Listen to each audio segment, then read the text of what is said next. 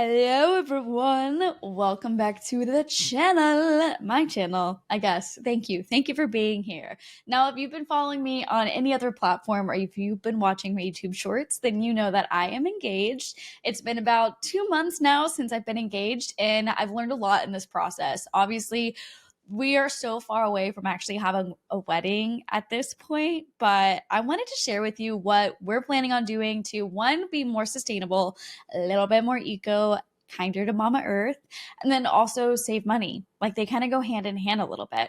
So I want to go into all five of my tips, maybe throw in a sixth one, just really depends kind of where the wind takes us today. But maybe somebody out there is also planning a wedding and also wants a few tips, from somebody who's currently in the process of planning something. So with that being said, let's pop into it.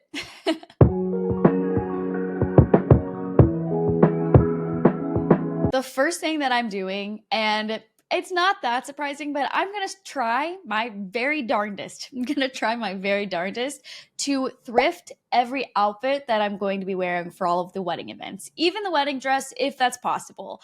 And I'm not going to lie, I haven't started actually trying to find a wedding dress at this point. So I don't know how possible that is. But in my mind, I'm like, if I could find like a thrifted one and then find somebody in town who's really great at alterations and get it completely custom to what I want it to look like, as long as it has like that initial like structure and the bones to the dress, I think I would much rather like hire somebody local to help me create the dress versus buying a dress that's like $5,000 and then paying another $1,000 for alterations on top of that. So that's just my opinion. But even if, like, let's say you're like, no, my dream is to have a true wedding dress. I want to go to the boutique and have that whole experience. I don't blame you. That is definitely like something like I used to watch, and I still watch because it's on Hulu, Say Yes to the Dress. And that's just something I grew up watching. And so, of course, I'm not alone in that. The show's been going on for years at this point, maybe even a decade, like a lot of seasons in that show. And sometimes you just look forward to that. So if that is you, that's fine. But hear me out. The other thing that I'm planning on doing is I want to thrift all of the other wedding outfits. So like if I'm going to do a reception kind of dress change, that dress I definitely want to be thrifted. Any kind of bridal parties, engagement parties, the showers that kind of lead up to having a wedding, all of those things I want to thrift as well, including like my rehearsal dinner dress, outfit, who knows what I'm going to wear, welcome party, the next day, all of that I want to be thrifted as best as I possibly can. Now, that's not to say that I might not, splurge a little bit and get like a new pair of shoes or a new purse or something that may match well and kind of embrace the moment, but I want to be very intentional with what I'm buying. So if I am buying anything brand new, I want to make sure those are all things that I'm going to be using over and over again, no matter what. Like, they're not just like dedicated to like, this is what I wore during my wedding season. Like, I want to make sure everything that I'm purchasing are things that I will rewear multiple times. So that's the first thing that I'm going to do. And I think you should do it too. The second thing we're doing, which is a lot easier said than done, but we're looking at eco venues. Any venues that have more sustainable initiatives or anything that is a little bit more planet friendly, those are all things we're taking into consideration when we're looking at wedding venues. So we've looked at one that was actually a B Corp. Unfortunately, it was kind of far away. You can't fly directly into that city. So our guests who are coming from out of town, which would be majority of them for this specific venue, would have to fly into the nearest airport, which is about like an hour. I think it's like closer to 2 hours away. So unfortunately, that's just not going to work out for us. It is very complicated. And for the amount of people coming from out of town, I don't want to, force people to like buy a rental car, figure out how to get on a shuttle from the airport to the place. So we're not going to do that one. However, it was really interesting to look at a B Corp and what makes them different versus some of the other venues. Some of the other venues we've looked at that may not be a B Corp, for example, but they have other initiatives in place. So we've looked at some hotels that have zero single-use plastic anywhere in the hotel, as far as like the hotel, like the guest experience. So normally when you get water bottles, those are either in aluminum that can be refilled. They're in like the Tetra Pak, so the cardboard almost packaging, or they're even just like truly like refillable glasses that they refill every single day. Those are things that we keep in mind. The other thing that we're keeping in mind is what's happening in the back of house. So like For example, some of the hotels we've looked at actually have composting on the back end. So even though you're a guest staying at the hotel and maybe you don't have personal access to a compost bin, the hotel on their food side of things and on the catering side of things have their own compost bin. So they're taking care of it, which are all interesting things to think about and all very valuable things for us to keep in mind. Now, I know not every single venue is going to have a sustainable initiative. And maybe if you fall in love with one that maybe doesn't have anything explicitly that they're working on, there are many things that you can do as a bride, a groom, wedding planner, whatever your relationship to planning this large scale event, whether it's a wedding, office party, holiday party, whatever it is, birthday party, maybe. I don't know where these accents are coming from, but they're just coming out. So it's the mood I'm in. Okay, it's the mood I'm in. So there are many things that you can do as an individual that can have an impact, even if the venue itself doesn't really have one. But that's number 2 that we're doing, is we're looking at more sustainable venues and asking about what kind of practices that they're doing. Number 3 that we're doing, which is also a cost-saving thing as well, because dollar make me want to holla. I want to keep as much of it as I possibly can. I'm not trying to go into debt planning this thing, and I don't think you should either. Anyways, so the third thing that we can do, which also relates to having an individual impact, is choosing more plant-based options for your wedding menu. So most times for weddings, large-scale events, you're kind of expected to feed people once they get there, which I guess makes sense. But also sometimes I'm like, I don't understand I don't feel like that makes sense, but whatever. It is what it is, and that's the expectation. So in that case, we're looking at a more plant-based filled buffet line, food line, menu, whatever you want to call it, catering. And then that way we get to save money, because the more plant-based items you have, the cheaper it gets. And then, yeah, everyone gets to eat. It's a win-win. It's better for the environment, better for your pockets. I mean, seriously, win-win. The other thing that I also feel like is important, which is really cool to actually do some research on for your caterers too, is choose a caterer that is sourcing local foods and organic foods. The more that they do that, honestly, a little bit cheaper the price is too, because there's less transportation for lots of these foods. You're getting to support local farmers, local businesses, local communities around town that really need the business anyways. So it's really cool to shop small, support local. Number 4, this is not a new one. It has definitely become way more popular as technology has continued to increase, but we're going to have a wedding website. No brainer. Again, not like, crazy, like new news out there. But what is more sustainable about having a wedding website means we get to print less invitations, less information that has to go in all the invitations. So I think we're still going to do a save the date, and I think we're still going to have the whole wedding invitation, the traditional one, where it's, looks a little bit fancier, if you will. But as far as all the additional information, I want to guide everybody to go to our wedding website so that way they can find out all the details there.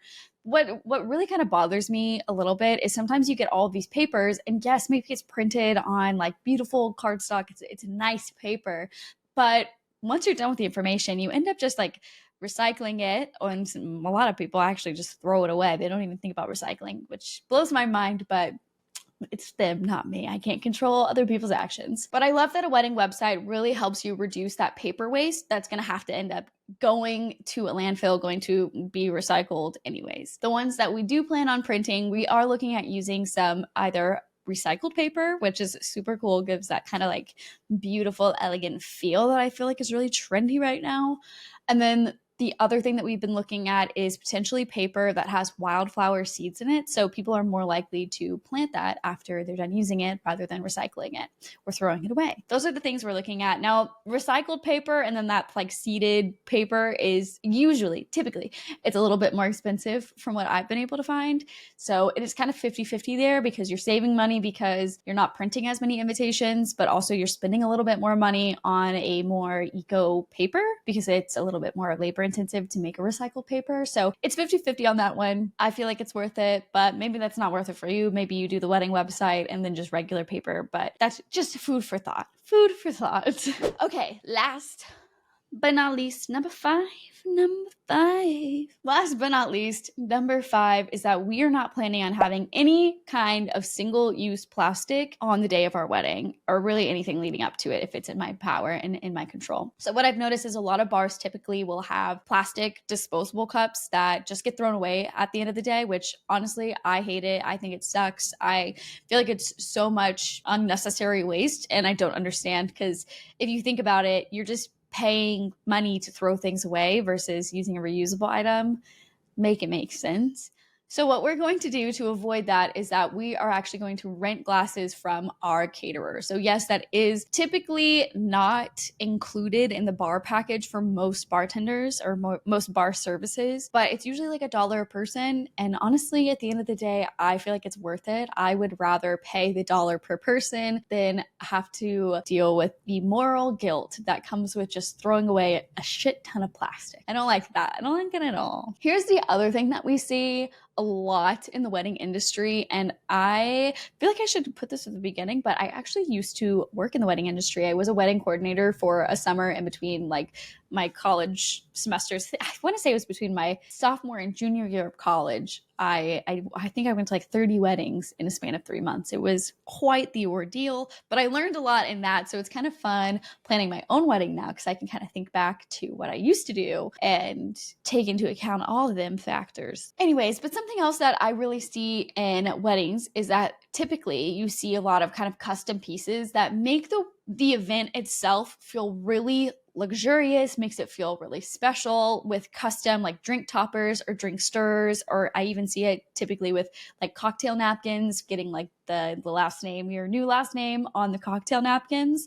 Now, I understand those, and I want to take that but put a certain spin on it. So for example, a drink stirrer is usually just plastic. Even if it's custom, at the end of the day, there's nothing that like encourages somebody to like take it home or keep it with them. In fact, they usually just get thrown away. I think that there's another way to have this same kind of feeling, the same kind of element for your wedding without having to have just something that gets thrown away. So my solution for this that I think we're going to plan on doing is we are going to get edible drink toppers. So basically it's this like thin wafer looking circular thing. You can get whatever you want printed on it. Could be your dog's faces, could be your wedding date, could be your new last name, could be literally whatever you want on it. And you just order it. You can get them on Etsy. If I remember, I'm going to try and link them below for everybody who's interested. But you can order them off of Etsy and then just give them to your bartenders. So if you have like signature drinks, for example, maybe the signature drinks come with the signature or like the custom edible drink topper. So you can put that on. Even if people don't actually eat that edible drink topper, it's still food, like a food item. So even if it gets thrown away, it doesn't get composted. It's much better than having something that's like totally plastic, just thrown away, you know? And now this one is technically not a part of my 5, so I'm just gonna throw this one in for funsies, but I have a 6th one, and this goes for anybody out there who's planning on having florals for their wedding. A lot of times florals are expensive. They're a pretty hefty price when it comes to paying for a wedding, really. Everybody wants flowers because they're beautiful, duh. And a lot of venues really need the greenery to liven up the space. So if you plan on having a bunch of bouquets, if you plan on having a lot of like centerpieces on your tables that are all floral arrangements that won't last you very long at all, what you can do is you can donate those to any kind of local shelters, local funeral homes, local charities or organizations that can actually get use out of those flowers that will really brighten someone's day at one of those places. So I definitely recommend that. And then I think what we're planning on doing for florals, and I don't know why more people don't do this, but I think we're going to actually do like potted flowers as our like tablescapes instead of having to do like bouquets that aren't going to last much longer, because the flowers that are at least in tablescapes, people can bring them home as a favor and they're going to last like a few months, if not longer than that. Or if we get to take them home, then our house will be filled with a bunch of like rosemary and mint and chamomile, cute little white daisy flowers. And I don't know why more people don't do that, because they last a lot longer and I feel like it's a better bang for your buck. And a lot of times, like if you were to go to even a local shop, or even if you were to just like go to Home Depot or like Lowe's and get a few potted plants from there, it's like $20. It's so much more affordable than that same arrangement that would take up that same amount of space is going to be like $100 per arrangement. So just food for thought on that one. Technically not a part of my 5, but it was just a little 6th one that I wanted to throw in there for y'all. So those are my 5 wedding tips that I've kind of learned along the way and things that we're planning on doing to have a more eco-friendly wedding ceremony and reception, and also save a little bit of money. In so many ways, I think sustainability and budget saving tips kind of go hand in hand. And in some ways, sustainability is kind of more of a luxury thing. So I think it's interesting to be able to look around, see what you have, figure out what you can DIY, figure out what is in your budget, and try to be able to mesh the two. So for example, if you can't afford like a truly sustainable venue, that's okay. But if you can afford buying potted plants instead of flowers that are going to wilt, die, and be thrown away within 3 days of your wedding, then maybe that's the better option for you. You save money and it's more sustainable. Same thing with more plant-based menu items. So these are just all food for thought. I hope that it is inspiration for you in your wedding planning journey. It has definitely been, I've learned a lot in the last 2 months, and I'm sure I have plenty more. I'm sure I have plenty more to learn in the upcoming months. Thank you guys so much for tuning in for the full length of this video. If you like this, give it a thumbs up, subscribe. I'm going to be talking a lot more about wedding planning content as it pops up here. And then I also post every single Friday, really anything under the sun. I talk a lot about like cozy living, sustainable living, intentional living, sustainability tips. I give my product reviews that I finished the month before, whether or not I think they're even worth purchasing. There's a lot of fun stuff that I throw on this channel, and I hope you guys like it. So leave a comment if you have anything in particular as far as like wedding planning questions go. Leave a comment if there's anything like you want to see in the future, or leave a comment just saying, hey, I'll say hi back. So with that being said, I will see you guys next week. Bye.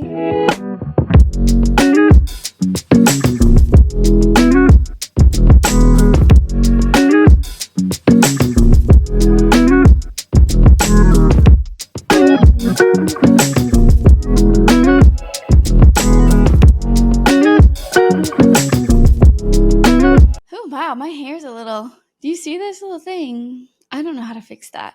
Maybe it can go down. I swear I put hair gel in, and this is still looking a little. I tried, okay.